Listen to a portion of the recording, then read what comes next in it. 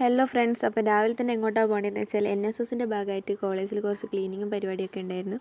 അപ്പം ക്ലീനിങ്ങിന് വന്നതാണ്. പിന്നെ ആത്മാർത്ഥമായി പണിയെടുക്കുന്നതിനെ കണ്ടോ. പിന്നെ സാറും അതിൻ്റെ ഇടയിൽ കാണിച്ചു തരിക, വേറെ ആൾക്ക് പഠിപ്പിച്ചു കൊടുക്കുക, എങ്ങനെ കൊത്തേണ്ട കാര്യങ്ങളൊക്കെ പഠിപ്പിച്ചു തരികയാണ്. പിന്നെ ആത്മാർത്ഥമായി പണിയെടുക്കുന്ന കുറേ ആൾക്കാരുണ്ട്. അതിൻ്റെ ഇടയിൽ ഞാനും കണ്ടോ കൊത്തിയെടുക്കുന്ന കണ്ടോ. അതെ, എന്ത് നല്ല കുട്ടിയാണെന്നറിയാം. അത്രയും പണിയെടുക്കുന്ന എന്നെയും എനിക്കിനൊന്നും വേറെ കിട്ടില്ല. ഞങ്ങൾ അത്രയും അടിപൊളിയായിട്ട് പണിയെടുക്കുന്നുണ്ട്. ഞങ്ങൾ ആത്മാർത്ഥമായി എന്തു പറയാനയ്യോ, ഒന്നും പറയണ്ട. അങ്ങനെ അഭയദേവിനെ കുറ്റം പറയാനും പറ്റില്ല.